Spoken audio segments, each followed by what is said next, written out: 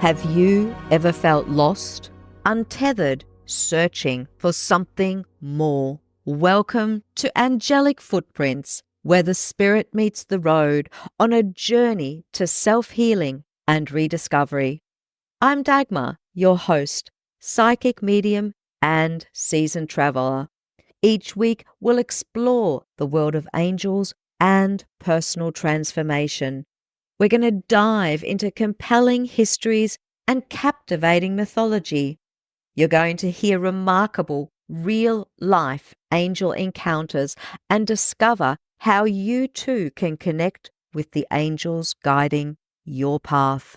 Whether it's through practical tips, meditation techniques, or stories that resonate deeply, Angelic Footprints is here to light your way. From mystical journeys to profound self-discovery, let's embark on this transformative journey together.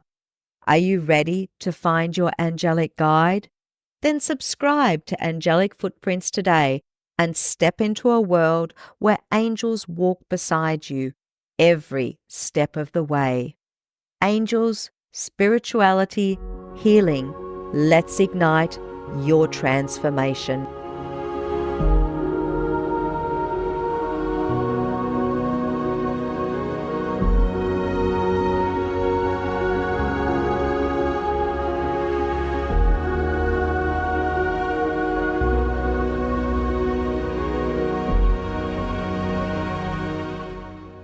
Hello and welcome to today's episode of the Angelic Footprints podcast. Today I'm taking you on a journey to a very special city, a city that has been on my bucket list for a very long time. And the place that I'm taking you to is Vienna. Now, I only recently got the opportunity to go there, and I want to share a little bit about the history of Vienna. Not so much the politics or anything like that, but more about the ancient city and its development in terms of buildings so that you get an appreciation for what this beautiful city is all about. Let's go back to the ancient city of Vienna and how it's grown over the years. Now, apparently, there's been evidence of human settlement in Vienna that dates back to the Paleolithic period, which is basically the Stone Age. Over time, the area became home to the Illyrians and later the Celtics. In 16 to 15 BCE, Roman forces led by the future Emperor Tiberius occupied the Alpine foothills. By the following century, the Celtic town of Vindobona, which means white field, later evolved into Vienna, and this had become a crucial Roman military outpost. The Roman camp likely covered the present-day Hohermarkt. At its peak, Vindobona housed approximately 15,000 people and thrived as a hub for trade and communication. It is believed that Emperor Marcus Aurelius died there in 180 CE while defending against Germanic tribes. Though the Roman rule ended with the invasions of the 5th century, enough of Vindobona remained to lay the foundation for the medieval city. The Bavarians later settled in the region, introducing Christianity. Historical records first mention the city's name as Venia in 881 and Venus in 1030. From 1156 to 1246, the Babenberg dynasty of Frankish origin ruled over Vienna, establishing it as a major trading centre. Crusaders passing through the city purchased supplies and equipment, further boosting commerce. In the 13th century, city walls were constructed, and Vienna remained largely enclosed within these fortifications until the 18th century. The Babenbergs fostered a vibrant cultural scene, attracting artists like the renowned minstrel Walter von der Vogelweide. During the Renaissance, Vienna emerged as a centre for science and the fine arts with its university, founded in 1365, fostering many different types of ideals. The 16th century Reformation brought religious upheaval across Europe. The Peace of Augsburg in 1555 recognized Lutheranism but granted regional rulers authority over religious practices. In Vienna, Catholicism remained mandatory, forcing many Protestant residents to leave.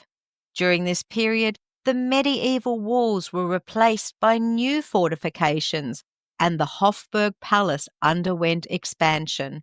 The grandeur of Baroque architecture reinforced Vienna's status as an imperial city.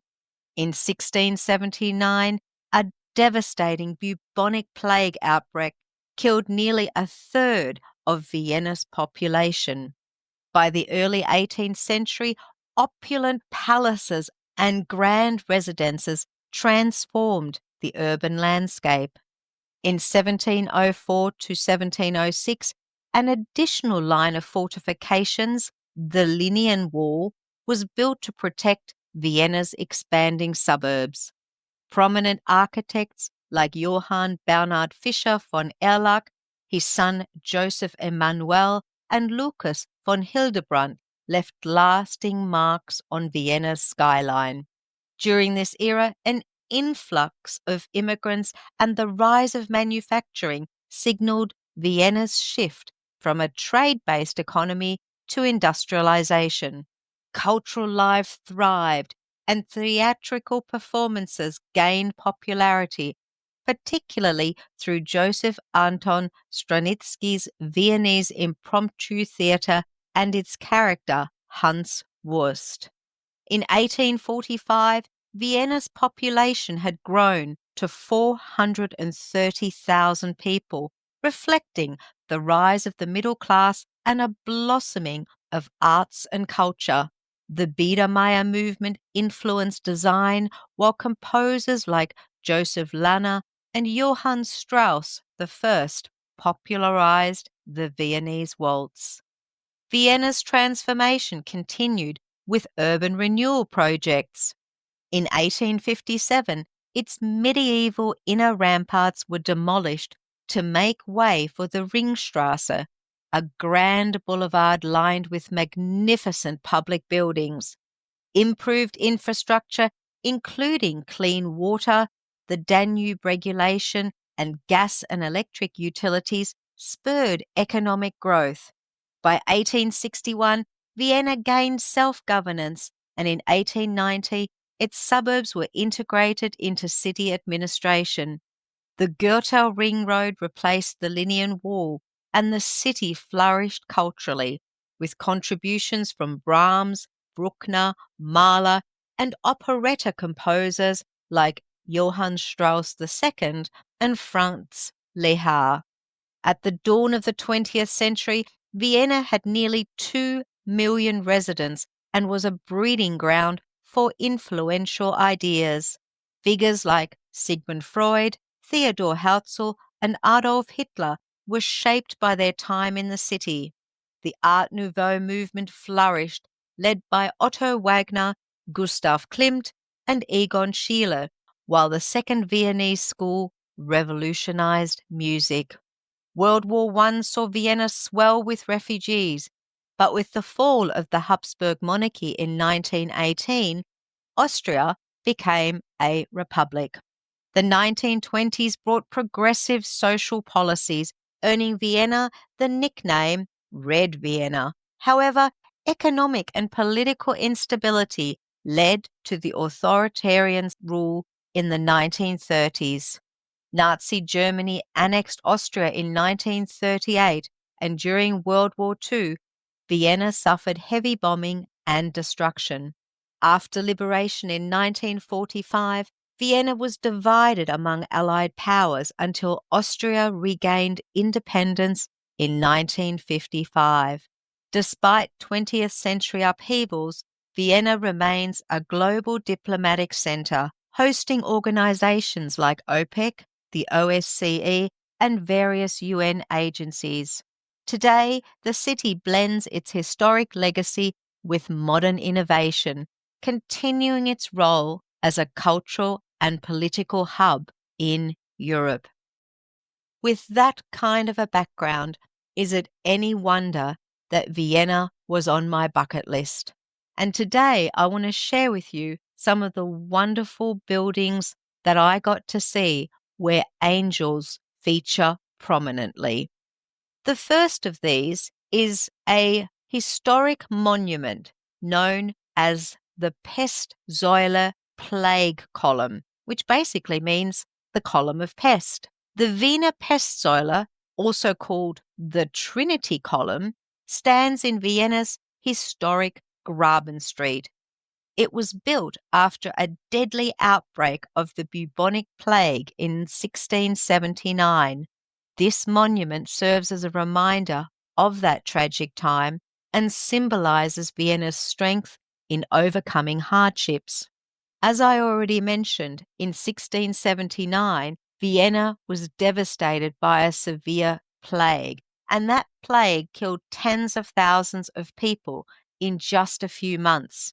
During the crisis, Emperor Leopold I promised to build a monument if the city was spared from further suffering. After the epidemic ended, he kept his promise and commissioned several artists to design what became known as the Plague Column. However, due to artistic changes and political struggles, it took about 15 years to complete. The Vienna Pestsäule is a masterpiece of Baroque architecture, filled with intricate carvings designed by renowned architects such as Johann Bernhard Fischer von Erlach and Paul Strudel. Every part of the column has symbolic meaning. The base features scenes from the Old Testament, showing both God's punishment and mercy, reflecting how people felt during the plague. Above that, the 9 angel statues represent the 9 choir of angels. And at the top, a golden statue of the Holy Trinity, God the Father, the Son, and the Holy Spirit, symbolizes divine protection over Vienna. Now, in the 17th century, life in Vienna was uncertain, with constant threats of war, uprisings, and deadly diseases, and people often turned to religion for protection, hoping for divine intervention. Now, to seek God's help, authorities originally built a wooden plague column on the Graben, and this followed a tradition of creating Marian or Holy Trinity columns to ask for divine mercy. The design of the Pestsäule is rich in symbolism, with the number 3 appearing throughout. Think about this. The column, when you get to see it, is divided into 3 layers, with humans at the bottom, angels in the middle, and the Holy Trinity at the top. It has 3 wings, 9 large angels, being a multiple of 3, and 3 bronze scrolls. As you can see, the Pestsäule is rich in symbology, not just religious symbology, but also that of the angels. Not very far from the Pestsäule is St. Michael's Church and St. Michael's Platz. St. Michael's Church is one of the oldest churches in Vienna and one of the few remaining Romanesque buildings. It was built in 1220 and became a parish church in 1288. The church is located in one of Vienna's most beautiful squares near St. Michael's Gate at the Hofburg Palace. It used to be the church for the imperial court and was originally called Zum Heiligen Michael, which loosely translates to the Holy Michael. The high altar was created in 1782 by Jean-Baptiste d'Avranches. It features a stunning Rococo sculpture called The Fall of the Angels by Carl George Melville. This sculpture shows angels and cherubs falling from the sky, and it was the last major Baroque artwork made in Vienna. In the center of the high altar is an image of the Virgin Mary, known as Maria Candia, carried by two archangels. This image comes from the Cretan school of art and was named after Heraklion, the old capital of Crete. The current front of the church was built in 1792 in a neoclassical style by Ernest Koch, which was a popular style during the rule of Emperor Joseph II. Above the entrance, there's a group of statues featuring winged angels and Saint Michael defeating Lucifer, created back in 1725. These statues were made by Italian sculptor Lorenzo Mattielli, who also created the Hercules figures at the entrance to the Hofburg Palace, right across from the church. The church's tall, pointed Gothic bell tower, built in the 1500s, has become one of the symbols of Vienna's inner city. St. Michael's Church also has a large pipe organ built in 1714 by Johann David Sieber. It's the biggest Baroque organ in Vienna. Apparently, a 17-year-old Joseph Haydn played it in 1749. Mozart's Requiem was first performed here during a memorial service for Mozart on December the 10th, 1791, after his death. Since Mozart hadn't finished his piece, only the parts that were completed were played. The church is also known for its Michaela Gruft, a crypt beneath the church. Aristocratic families had their own tombs here, accessed through marble slabs on the church floor. These slabs had family coats of arms, and bodies were lowered into the crypt through them. Thanks to the cool and stable climate in the crypt, over 4,000 bodies have been well preserved over the centuries. The next place that I'd like to take you to is the Kirche am Hof, otherwise known the Church at the Court. It is also known as the Church of the Nine Choirs of Angels, and it's a historic church located in Schulhof, not far from the Park Hyatt. It was built between 1386 and 1403, though its main facade, which faces the square, wasn't added until 1662. The church is located in Vienna's first district, the Innere Stadt, on the east side of the Am Hof Square. Before this church was built, apparently there was a smaller church dedicated to St. Pancras that stood on the site, and this was back in 976. Later, from 1080 to 1221, a Romanesque stone chapel replaced it. In 1386, Duke Albrecht III gave the castle and chapel to the Carmelite monks, also known as the White Brothers. They built a large Gothic-style hall church, which became known as the Church of the White Brothers in the Middle Ages. The church got its name, Church of the Nine Choirs of Angels, around 1568, when the Jesuits took over. After a major fire in 1607, the church was rebuilt in the Baroque style by the Jesuits. 4 chapels were added on either side of the main hall, making it look like a 5-aisled church. One of the chapels inside the church is the Judas Thaddeus Chapel, and this chapel was originally dedicated to guardian angels. Its altarpiece, created in the 18th century, shows Saint Judas Thaddeus with 3 angels. He is known as the Saint of Hopeless Cases, and people were so devoted to him that over 700 votive tablets have been placed outside the chapel since 1910. The high altar features a painting called Mary, surrounded by the 9 choir of angels. It was created in 1798 by Johann Georg Daringer, based on a design by Hubert Maurer. A fragment of an earlier high altar painting, Ascension of Mary from 1709 by Andrea Pozzo hangs on the right side of the choir. As you could probably imagine, it is another magical place where you can get to see these wonderful angelic representations. And the final church that I want to take you to, because I think you all know that I'm not so much into churches, but this church is nonetheless special, and that is why it has been mentioned here.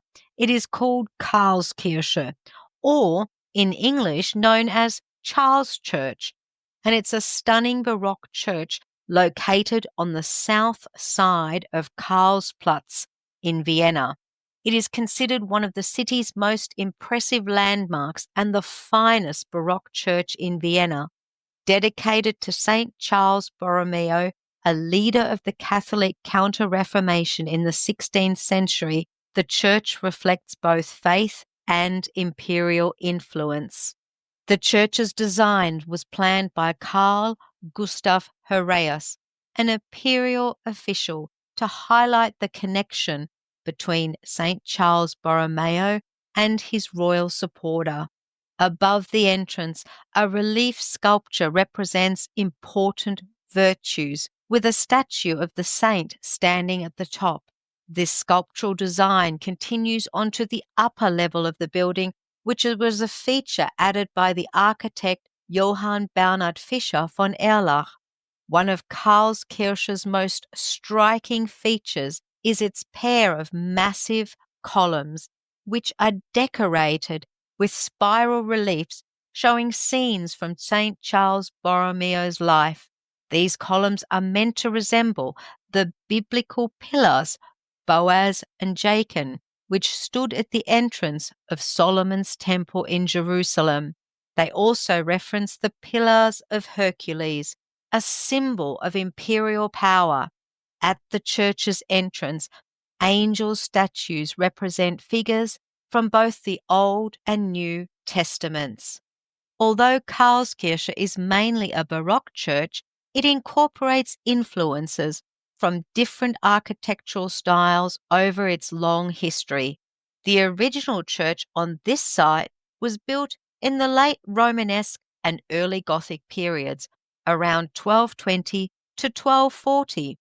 Now, there's a document that claims it was founded in 1221, but historians believe this was likely forged in the 14th century.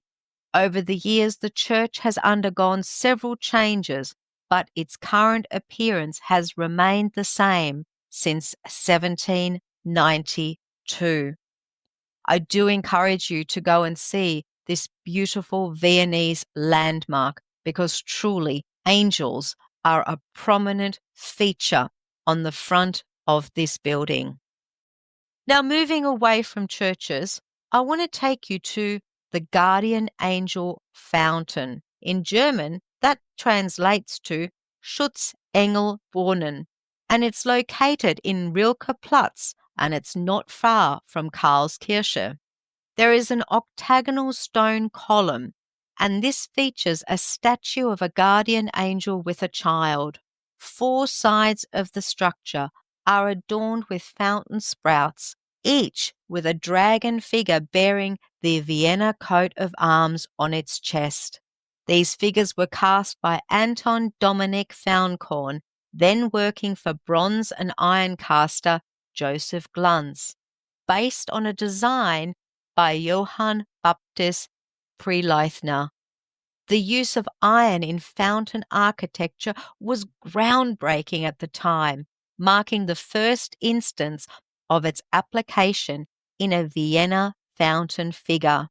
The fountain was commissioned by the municipality of Wieden, and the fountain was built with the encouragement and support of art enthusiasts within the community.